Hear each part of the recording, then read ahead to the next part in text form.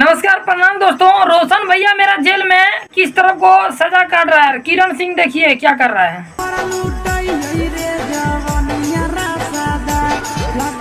देखिए दोस्तों, किरण सिंह किस तरफ को जवानियां लुटा रहा है। देखिए दोस्तों, रोशन भैया को कितना तकलीफ होगा कि आज होली है। भैया देखिए, मेरा भैया आज जेल में है। भैया मन में बहुत दुख लग रहा है, बहुत दुख लग रहा है। भैया इतना छोटा लड़का जो कि हम लोग का उम्र में बराबर उम्र है दोस्तों, और आज मेरा भाई आज जेल में है। कितना कितना काफ़ी मन में डाउट हो रहा है भैया। और ये किस तरफ को रील बना के नाच रहा है। चलिए दोस्तों, आप लोग टेंशन नहीं लीजिए। आप लोग प्यार दुलार आशीष भैया और रोशन भैया को जैसे दे रहे हैं आप लोग देते रहिए, और बहुत जल्द भगवान से मनाइए। आप लोग प्रार्थना कीजिए कि रोशन भैया मेरा जल्द से जल्द बाहर आए और फिर से मेरे मार्केट में एकदम बवाल बवाल देते रहेगा।